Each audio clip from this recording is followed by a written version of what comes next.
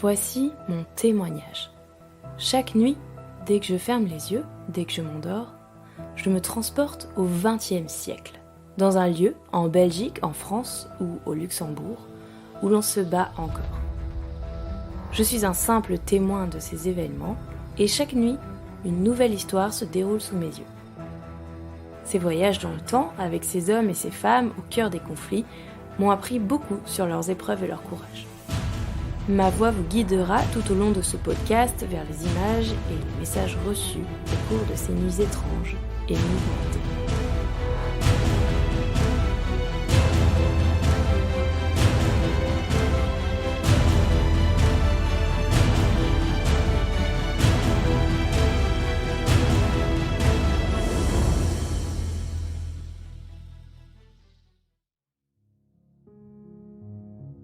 Une odeur de charbon emplit mes narines, et j'entends du bruit, beaucoup de bruit. Une grande cacophonie. J'entends les discussions de dizaines de personnes différentes, les pas de centaines d'autres qui résonnent. Mes yeux s'ouvrent. Je reconnais directement la gare de l'Est à Paris et son immense hall en verrière. C'est un samedi matin, les quais sont noirs de monde. Nous sommes le 29 avril 1950. Autour de moi, deux hommes discutent au milieu de la foule.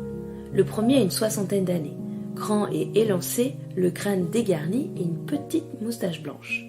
C'est Robert Schuman, le ministre des Affaires étrangères de la France.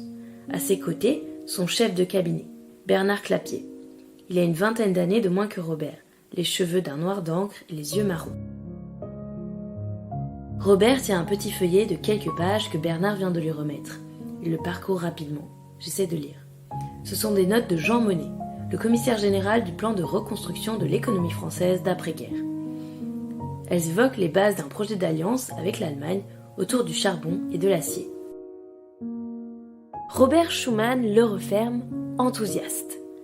Il le lira chez lui, à Sichazel, où il se rend pour le week-end. D'ailleurs, son train pour Metz va bientôt partir.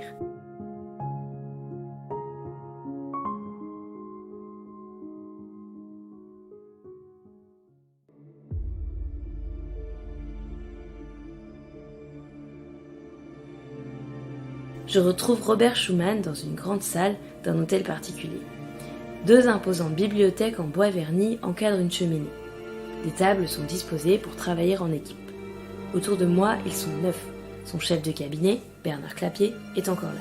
Robert est assis à gauche d'un homme au visage espiègle. Il a une soixantaine d'années, lui aussi, à peine plus de cheveux et une petite moustache brune. Je reconnais Jean Monnet, le commissaire général au plan. Je m'assois sur le bord de la table, il n'y a plus de chaise. Les hommes discutent, il leur faut un plan d'action pour mener à bien ce projet, leur grand projet, construire la paix en Europe. Jean Monnet a posé les bases. Robert doit les mettre en œuvre sur le plan politique. Qui de mieux qu'un homme comme lui pour réaliser cette mission ? Lui, l'homme né d'un père lorrain, devenu allemand en 1871 et d'une mère luxembourgeoise. Un fils unique qui a fréquenté l'école militaire et secondaire à Luxembourg et a fait des études supérieures en Allemagne et à Strasbourg. Lui qui a acquis la nationalité française en 1919 après le rattachement de l'Alsace et de la Moselle à la France et qui maîtrise à merveille les 3 langues. Lui, le député français sans discontinuité depuis 1919, qui n'a cessé de promouvoir la paix, y compris lorsqu'il a été conduit en prison par la Gestapo en 1940, puis dans ses planques en zone libre française après son évasion en 1942. Je regarde cet homme, il a plus de 60 ans et il paraît plus déterminé que jamais. La douleur des 2 guerres mondiales a toujours beaucoup pesé sur sa pensée. Et maintenant que l'Europe n'est plus qu'un champ de ruines, il a peur d'une reprise de la guerre. La tension est vive entre les Occidentaux et le bloc de l'Est, Union soviétique en tête. C'est pour cela que lui et d'autres ont compris qu'une paix durable ne serait possible qu'en se réunissant autour d'un projet commun. Pourtant, en ce début mai 1950, rien n'est fait.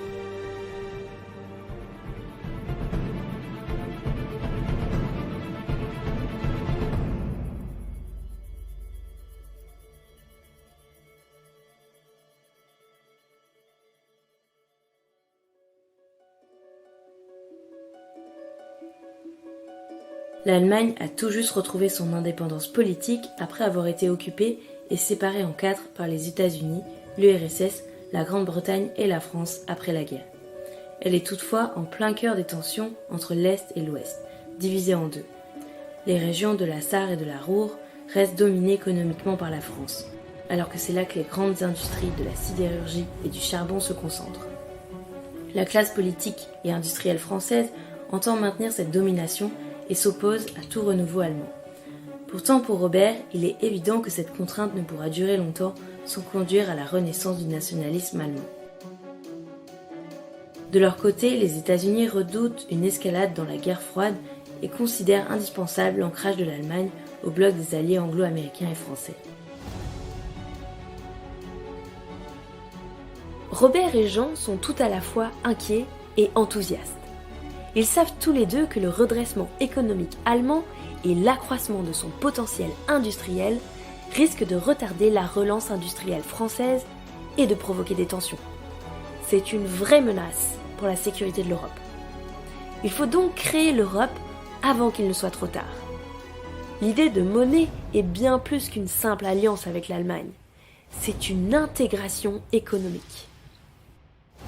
Ils sont les seuls au courant de leur action. J'ai l'impression d'être en plein cœur d'une conspiration. Une conspiration pour la paix. Même le chancelier allemand, pourtant favorable à une union économique franco-allemande, les premiers ministres belges et italiens, le président du gouvernement du Luxembourg et le président du Conseil français sont restés en dehors du projet. Il faut avancer dans l'ombre pour le moment. Ne pas risquer que les industriels français s'y opposent et tuent le projet dans l'œuf. Avant de présenter le projet de monnaie, qui paraît à même de séduire Allemands et Américains, Robert doit le faire valider au Conseil des ministres français. C'est là que tout va se jouer. Mon impatience est grande.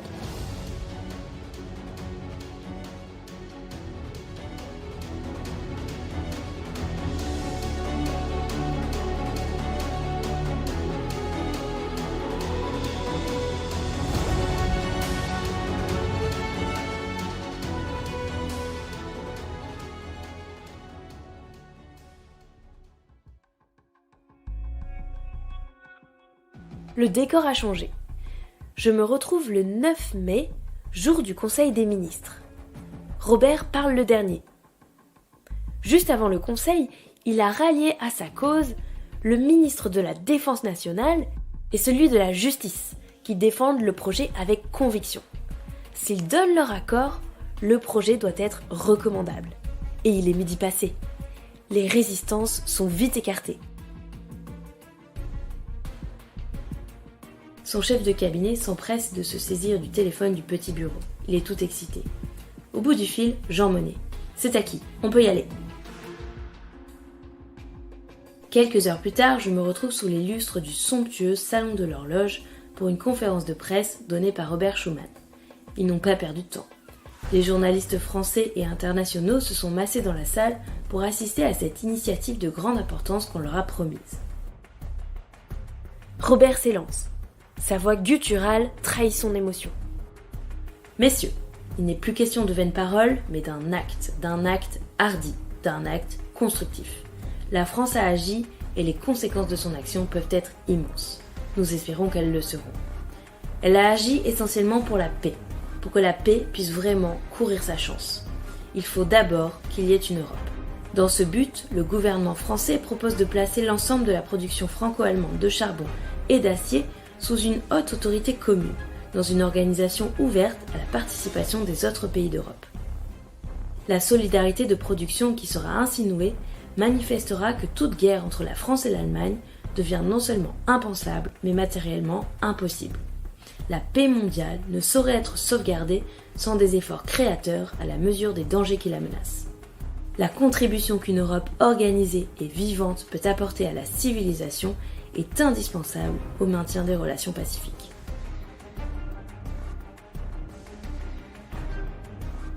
Moins d'un an plus tard, le 18 avril 1951, la Communauté européenne du charbon et de l'acier sera officiellement créée, posant les bases de la construction européenne. Les 6 États fondateurs seront la République fédérale d'Allemagne, la Belgique, la France, l'Italie, le Luxembourg et les Pays-Bas. C'est au Grand-Duché que siégera la haute autorité de la CK, à Luxembourgville, à moins de 2 km de la maison dans laquelle a grandi Robert Schuman. Je laisse Robert, Jean et les dirigeants européens à leur construction pour regagner ma chambre. La guerre était terminée, la paix, fragile, pouvait enfin être imaginée.